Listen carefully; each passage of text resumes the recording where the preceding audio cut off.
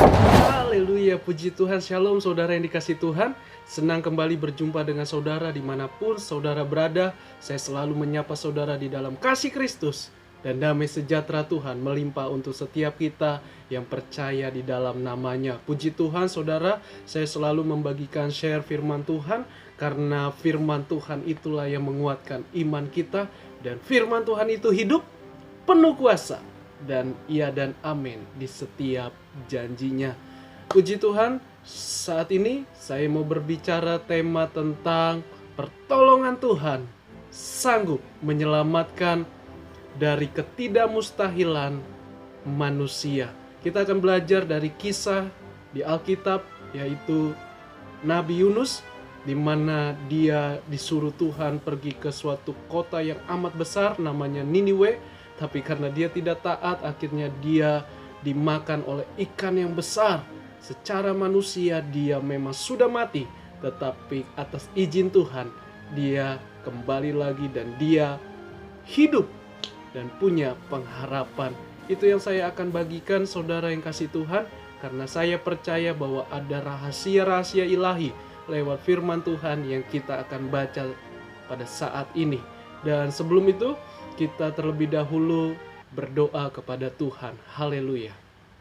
Terima kasih Tuhan, berkuasalah bagi kami setiap firman-Mu yang kami baca dan yang kami dengar. Biar ini bukan dari pengetahuan atau kemampuan manusia, tetapi dari Roh Allah sendiri. Biar kami yang mendengar firman-Mu diberkati Tuhan dan mengalami secara pribadi pertolongan Tuhan dari yang tidak mungkin, dari yang mustahil bagi manusia. Tapi bagi Allah, sungguh tidak ada yang mustahil. Tidak ada yang tidak mungkin. Semua bisa Tuhan lakukan. Sedetik apapun Tuhan bisa kerjakan. Terima kasih Tuhan. Mulialah nama-Mu. Datanglah kerajaan-Mu dan kehendak-Mu jadi. Haleluya. Amin. Puji Tuhan. Mari saudara kita lihat langsung ayat firman Tuhan di dalam kitab Yunus pasal 2 ayat 1 sampai yang ke-10. Doa ucapan syukur Yunus. Berdoalah Yunus kepada Tuhan Allahnya dari dalam perut ikan itu. Katanya, dalam kesusahan aku berseru kepada Tuhan dan Ia menjawab aku. Dari tengah-tengah dunia orang mati aku berteriak dan kau dengarkan suaraku. Telah kau lemparkan aku ke tempat yang dalam, ke pusat lautan, lalu aku terangkum oleh arus air. Segala gelora dan gelombangmu melingkupi aku. Dan aku berkata, telah terusir aku dari hadapanmu, mungkinkah aku memandang lagi bait-Mu yang kudus? Segala air telah mengepung aku, mengancam nyawaku, samudra raya merangkum aku. Lumut lautan membelit kepalaku, di dasar gunung-gunung aku tenggelam ke dasar bumi. Pintunya terpalang di belakangku untuk selama-lamanya. Ketika itulah Engkau naikkan nyawaku dari dalam liang kubur, ya Tuhan Allahku. Ketika jiwaku letih lesu di dalam aku, teringatlah aku kepada Tuhan, dan sampailah doaku kepadamu ke dalam bait-Mu yang kudus. Mereka yang berpegang teguh pada berhala kesia-siaan, mereka lah yang meninggalkan Dia yang mengasihani mereka dengan setia. Tetapi aku dengan ucapan syukur akan kupersembahkan korban kepadamu, apa yang kunasarkan akan kubayar. Keselamatan adalah dari Tuhan. Lalu berfirmanlah Tuhan kepada ikan itu, dan ikan itu pun memuntahkan Yunus ke darat. Puji Tuhan saudara. Tahukah saudara bahwa kisah Yunus ini bukanlah dongeng, tetapi kisah nyata. Apa alasannya? Ada di dalam kitab Matius pasal yang ke-12 ayat yang ke-38 sampai 42, di mana beberapa orang ahli Taurat dan Farisi bertanya kepada Tuhan Yesus. Dia meminta tanda. Tuhan bilang, "Hai angkatan yang jahat, engkau meminta tanda." Dan Tuhan Yesus tidak berikan tanda, hanya tanda Nabi Yunus. Dan dari situ saudara, kita bisa ambil kesimpulan bahwa keadaan atau cerita dari sejarah kitab Yunus itu sungguh benar-benar ada. Jadi bukan dongeng. Percayalah kepada Tuhan apa yang sudah difirmankan oleh Tuhan. Puji Tuhan, saudara, di mana Yunus disuruh Tuhan ke kota Niniwe. Niniwe adalah kota yang begitu agung dari bentuk corak sejarah purbakala yang begitu indah, dan juga saudara bahwa letak daerah atau tempat Niniwe itu berada di tepian timur Sungai Tigris, ibu kotanya kerajaan Assyria purba, dan daerahnya di daerah Timur Tengah, yaitu di daerah Irak, saudara. Dan Niniwe ini tempat persimpangan jalur perdagangan yang melalui Sungai Tigris.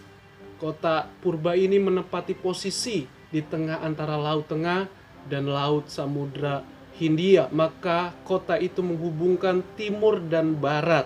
Jadi berkat posisi pentingnya, yaitu adanya perdagangan, berbagai komoditas perdagangan, baik adanya uang dan kekayaan yang terus mengalir dari kota dan berbagai tempat di Niniwe. Jadi tempat pusat, ya, jalur strategis, tempat wisata juga. Jadi ini kota yang sangat luas, sangat jauh perjalanannya, dikatakan 3 hari. Dan apa yang Tuhan maksud, mereka di sana terjadi kehancuran moral, terjadi kebebasan melakukan dosa. Jadi Tuhan begitu sayang kepada mereka. Dengan cara Tuhan mengutus Nabi Yunus, tapi Nabi Yunus tidak taat. Sehingga di ayat yang kedua, di mana Yunus dengan singkat cerita, dia dibuang ke laut karena terjadi badai, goncangan angin. Akhirnya Yunus dibuang ke laut, lalu mulai reda. Tapi apa yang terjadi oleh Yunus sendiri? Dan Yunus dikatakan di dalam kitab Yunus pasal 2 ini, dia berseru, berdoa. Jadi pertanyaannya, apakah Yunus hidup atau mati ketika dia berdoa? Karena ayat 2 dikatakan, dari tengah-tengah dunia orang mati aku berteriak, kau dengarkan suaraku. Terlempar ke tempat yang dalam, ke pusat lautan.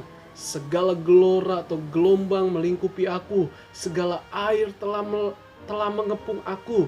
Mengancam nyawaku, samudra raya merangkum aku. Atau lumut lautan membelit kepalaku. Di dasar gunung-gunung aku tenggelam, ke dasar bumi. Pintu terpalang di belakangku untuk selama-lamanya. Dan ayat 6 diingatkan lagi, Tuhan selamatkan nyawaku. Berarti posisi Yunus, dia sudah mati. Hanya roh dan jiwanya pergi turun ke dunia orang mati. Bukan neraka, tapi dunia orang mati. Kalau sekarang ini dunia dikuasai dengan roh jahat, dengan kegelapan, dengan Lucifer, dengan adanya dosa.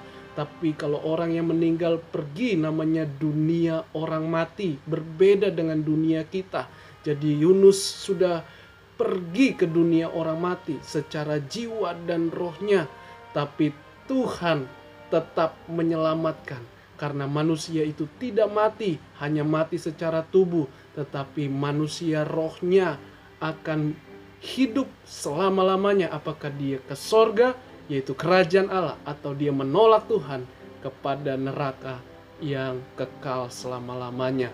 Jadi Yunus di sini, dia diangkat lagi oleh Tuhan nyawanya, diselamatkan lagi, sehingga dia punya pengharapan. Bayangkan, tidak ada lagi pengharapan, sudah ada di dasar laut, ya, ribuan kilometer dalamnya, di kedalaman laut.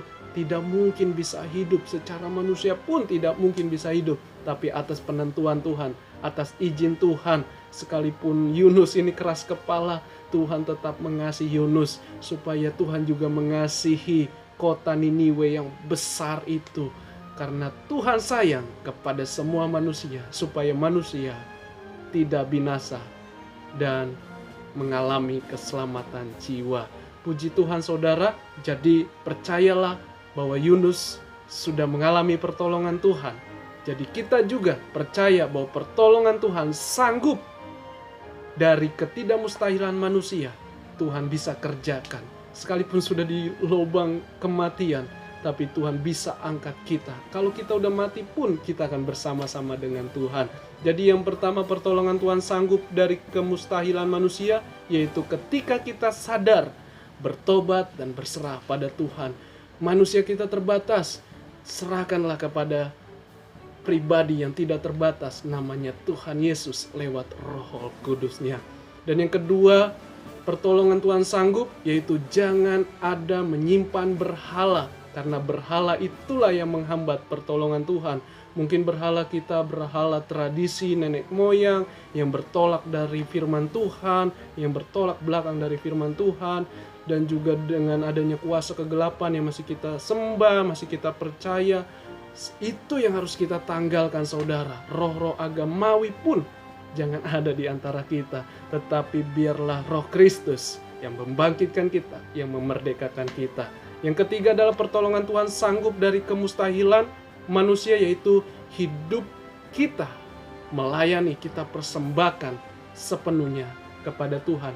Apa yang sudah Tuhan juga percayakan, harta, tata, apapun namanya, mari kita belajar untuk persembahkan kepada Tuhan. Seperti Yunus ketika diselamatkan Tuhan, dia bernazar, dia akan mempersembahkan korban kepada Tuhan. Karena Tuhan sudah menyelamatkan. Puji Tuhan, saya percaya pertolongan Tuhan indah pada waktunya, tepat pada waktunya. Percayalah dan berpeganglah teguh pada kebenaran firman Tuhan. Haleluya. Jangan lupa untuk selalu like and subscribe dan bagikan kepada banyak orang agar channel YouTube ini selalu menjadi berkat bagi banyak orang. Dan tujuan saya adalah supaya nama Tuhan dimuliakan, supaya saudara pun mengalami anugerah dan kebaikan Tuhan. Biarlah ini semua hanya untuk kemuliaan Tuhan, dan saudara mengikut Tuhan secara pribadi dan secara kebenaran firman. Haleluya. God bless you.